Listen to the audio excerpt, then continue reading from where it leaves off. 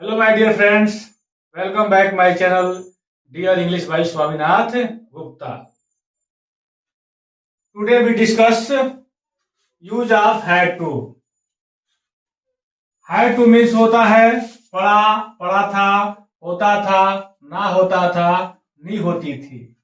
जैसा कि आपको पता है, इससे पहले जो वीडियो बनाया गया था हैज टू, हैव टू, उसी का यह एक अगला क्रम है, जहां वाक्य में मजबूरी हो, बाध्यता हो, दबाव हो, ऐसे वाक्यों के लिए पास्ट टेंस में हैड टू का प्रयोग किया जाता है।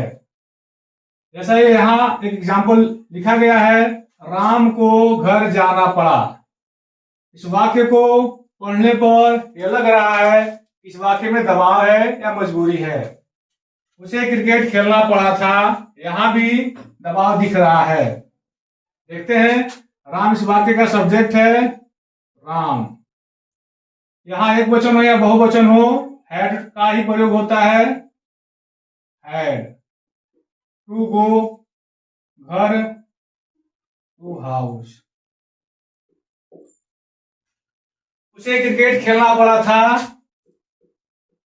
ही हैड टू प्ले क्रिकेट। यहाँ ही सब्जेक्ट है, प्ले वर्ब है, क्रिकेट ऑब्जेक्ट है।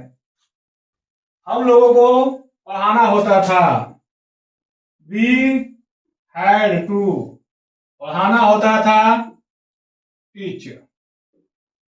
मुझे उसे पैसा देना पड़ा, मुझे सब्जेक्ट है, आई हैड टू गिव।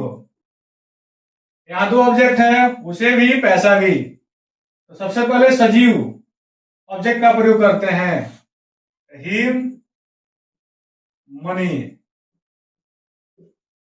नीचे थोड़ा सा बड़ा सेंटेंस है, देखते हैं। राम और श्याम यहाँ सब्जेक्ट है, अपने मित्रों के साथ कॉम्प्लीमेंट है, भोजन ऑब्जेक्ट है, पकाना वर्ब है। राम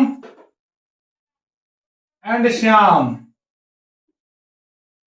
हैड टू कुक, भोजन ऑब्जेक्ट है, फूड।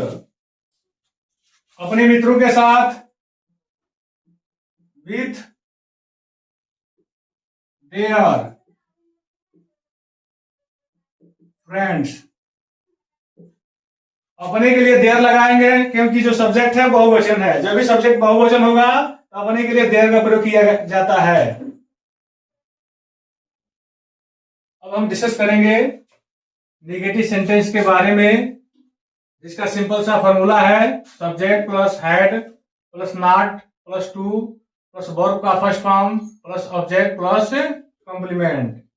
यहां आपको ध्यान देना होगा, नॉट के बाद ही टू का प्रयोग किया जाता है।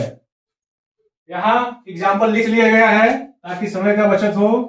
राम को गीत नहीं गाना पड़ता था, राम यहां सब्जेक्ट है, had not to sing a song. Not के बाद टू का प्रयोग करेंगे। मुझे अपने कार्यों को नहीं करना पड़ता था, आई हैड नॉट टू। यहां करना वर्ब है, डू। अपने कार्यों को आई के साथ अपने के लिए माई का प्रयोग करते हैं, माई वर्क्स। क्योंकि यहां पर जो नाउन है बहुवचन है। उसे मुझे शहर में नहीं भेजना पड़ता था, ही हैड नॉट टू, भेजना का सेंड। ऑब्जेक्ट यहां मी है, मी। शहर में, in the city. Next example, तुमको नहीं खेलना होता था, you had not to play. यहां आपको याद रखना होगा कि हैड के बाद नॉट नॉट के बाद टू का प्रयोग करते हैं, प्लस वर्ब का फर्स्ट फॉर्म का प्रयोग करेंगे। इस बात पर भ्रमित मत होइएगा कि सेकंड फॉर्म लगाया जाएगा। Let us discuss interrogative sentence. Rule first कह रहा है यदि वाक्य क्या से प्रारंभ हो, क्या से प्रारंभ हो तो क्या के लिए हैड का प्रयोग वाक्य के प्रारंभ में करते हैं।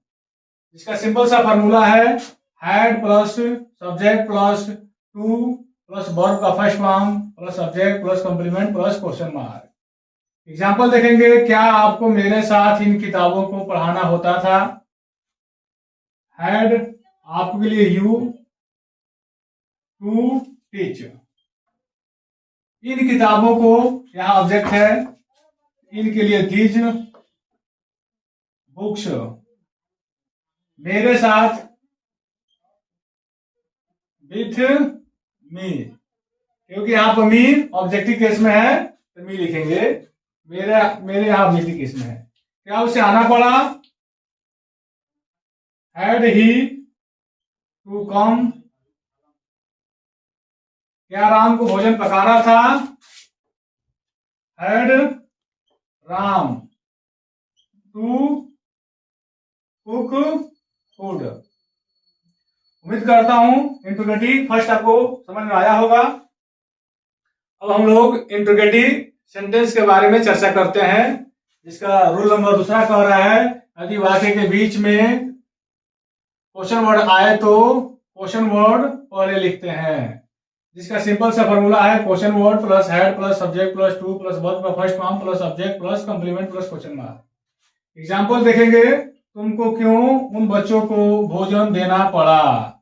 क्यों के लिए why had you to give.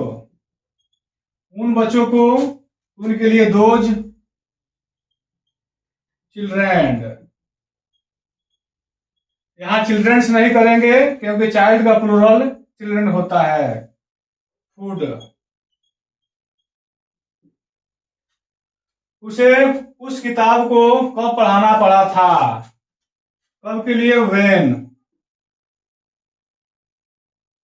Had he to teach. उसके लिए दैट बुक। मुझे कब स्कूल जाना पड़ता था। When had I to go to school. उम्मीद करता हूं बच्चों आपको यूज ऑफ हैड टू समझ में आया होगा। आप हमारे सारे वीडियो को वॉच कर रहे होंगे। यदि वीडियो आपको अच्छा लगता है तो अपने नॉलेज को ज्ञान और दें और आप आगे बढ़ें। इसी शुभकामना के साथ आप सभी से नमस्कार।